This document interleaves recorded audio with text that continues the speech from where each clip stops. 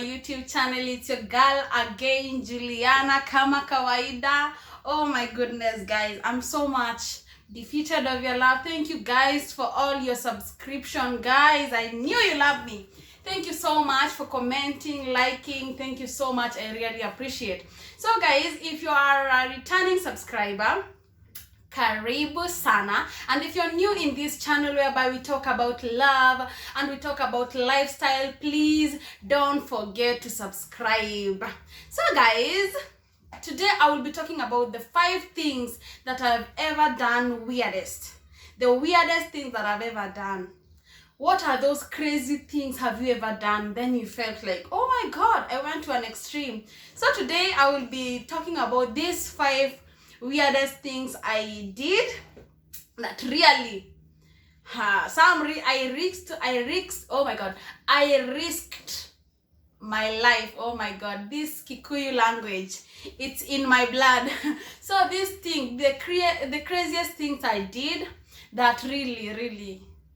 So let me start by mentioning them. But before I start, click on that subscribe button and let us get started. One of the craziest thing I did first was after class 8.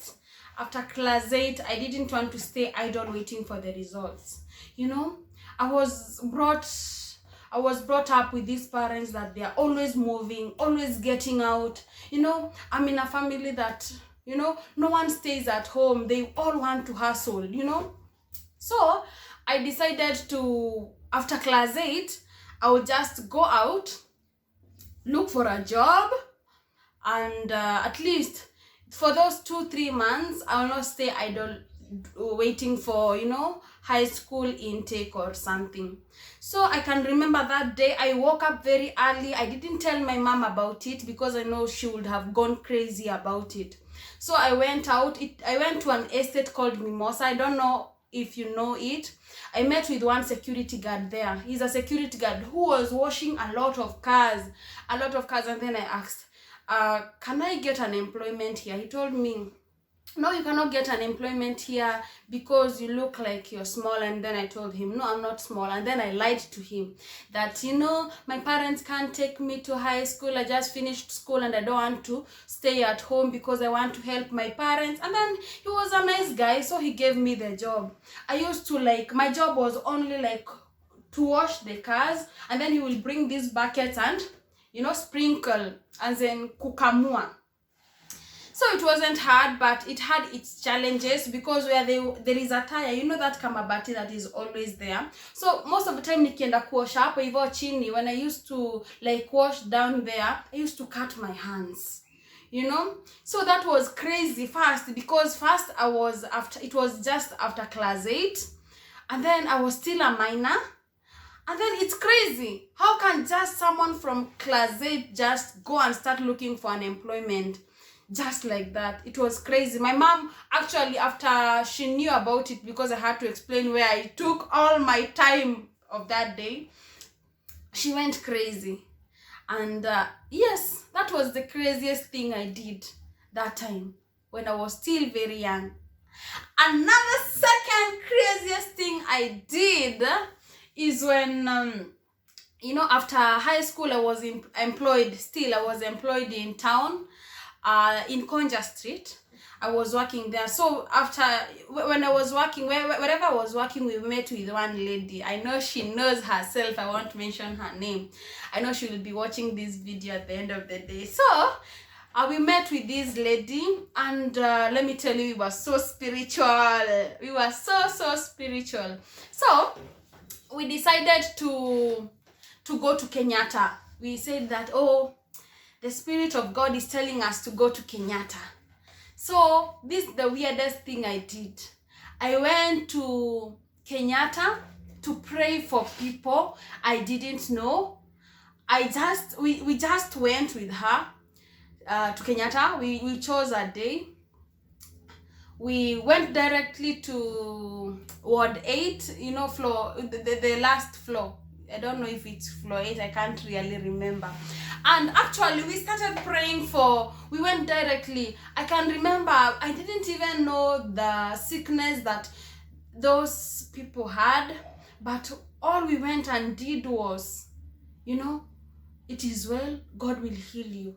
It is well, God will heal you. God, just giving hope to these people. Really, that was it was good, because we were pleasing God at the end of the day. But it was weird going just to someone you don't know, a floor you don't know. We chose a floor. We went directly to this floor. We started praying for these people and giving them hope. And it was just after Form 4. It was crazy. So this is another thing, the craziest thing I have ever done. If it were you, would you have done such a thing? Comment down below. No, let me know if you can do such a thing. You just go to hospital, especially a public hospital where there is a lot of people, and you just start praying for them. You don't know them, they are looking you with the weirdest eyes. Do I know you? But you still give them hope. Let me know if you can do that thing. So another number three, it was when I was in Qatar. And I never knew about swimming. Really, swimming was, hey, I was brought up in a humble background, and swimming was one of the things we saw only on TV. So after when I was employed in Qatar, I was employed in town, I went to Qatar. And it was a company, so the company took us out. Those who are in Qatar, they know Sea Line. So I was in Sea Line, and I don't know how to swim. I was just like hyper. I want to do this, I can do this. So you can imagine how Sea Line is. It is as big as, I don't know. Really, if you can imagine, if someone is trying to train to swim, he starts with a swimming pool. With the help of those people, I don't know if they are guards or what, those people who help you to, they monitor your movement. So you can imagine the size of a sea, and I just went like, it was crazy. So I was hyper, and then it was like 5 to 6 a.m. in the morning. So the people we went with, they couldn't actually see very well, and then there is a lot of noise because they were, they were having fun. So no one could have concentrated with me actually. So I went inside the sea. Oh my God, this was crazy.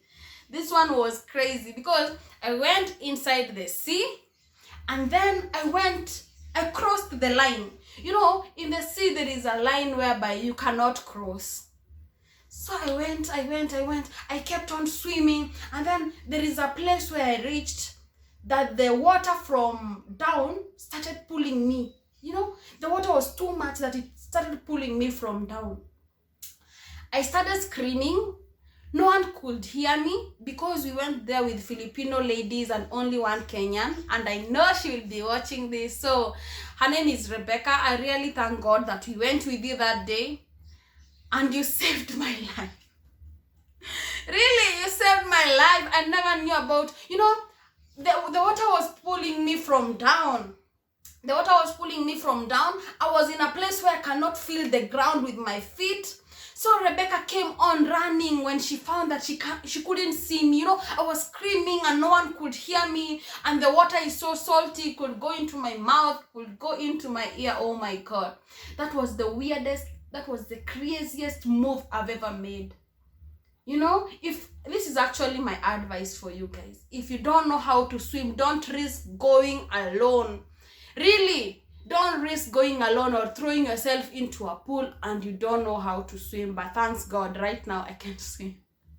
Really, I'm not even sure, because after I experienced that, it's like it traumatized me. Really, it's like I was traumatized. So guys, my friend Rebecca came in that moment where, she couldn't have seen me. Myself, I had given up. I've given in because I was screaming too much. When I screamed, the salty water could go into my throat. It was itchy. My mouth, my eyes were too, the salty water, when it goes inside your your eyes, it becomes so painful. It's like you're putting lemon inside your eyes. You can imagine. So when Rebecca noticed that she couldn't have seen me, but I had alerted her, just, Rebecca, in case of anything, know that I'm your responsibility. So she came and picked me up, and she swam with me out of the sea. So this was the craziest thing I ever did in a foreign country. Really, it was crazy, crazy, crazy, crazy. The first thing I did was I was employed in after Form 4, we all want to engage, do things, not just staying idle, So I was this lady. I didn't want to sit. I didn't want to just sit there. I just needed to do something. I just felt like I need to do something. So I went to a place known as Yaya. This was actually my first place that I was employed after high school. I went to a place known as Yaya Center. I know you all know about it. So when I was there, I started looking for a job. I want to do something. I don't want to stay home. And as a firstborn, I don't know, I just had that spirit. I don't want to be a bad example. So I just wanted to do something, do something. So I went to Yaya. I started looking for a job, and guess what? If you wake up in the morning, you pray about it, you just have a positive mentality about something, you just get it. So I went to Yaya, and actually I saw one restaurant, but everyone was busy. So I happened to talk to someone out there. I didn't know if it's a manager or whatever, but I just told, it was her. I just told her, is it possible I get a job inside this restaurant? Then she told me, yeah, you can just go talk to them, blah, blah. And then, that time I had a lot of confidence. So I just went in, I asked if I can get a job inside the restaurant, and they told me, yes, I can get a job. But for me to get a job, I have to have the uniform. Oh my goodness, this was crazy. I went back home. I told my mom, I need money. And my mom, when she see that you're really, my mom will never let you down. So she had to take her phone, withdraw some money for me in those time, back then. I can withdraw pesa I went, I bought a skirt, because they wanted me on a uniform. I bought a skirt, a black skirt, a white shirt, and a blazer, a black blazer. So I went back with rubber shoes, with black rubber shoes, and I was so official. Actually, I bought them, ironed them, and washed them, ironed them, and the next morning I went to work. But let me tell you, it was not as easy as I thought, because after high school, you have not exposed yourself in the economy so well. And I was just working. I didn't have a lot of, I know I was just in school. I didn't have a lot of working experience. I didn't have a lot of working experience. Of course, I'm still a teenager. So when I went the next morning and I started working, I thought I would be a waitress. I thought I would be a waitress, because that is what I thought. Because the previous day when I went there, I saw them serving, the ones that they were wearing the uniform. I saw them serving, blah blah. I never knew a lot about the job. Only what I know is that they will train me, So I went, and then I talked to them, and I was ready to start working, blah blah. But I don't know, it was a supervisor or a manager, I can't really recall, but told me, umekuja. That's the only words I can remember. Umekuja, sasa enda jikoni usaidie hao wenye wako huko jikoni kenye wanafanya. So go inside and help the people in the kitchen continue with what they are doing. So when I went to the kitchen, I found them chongaring viazi.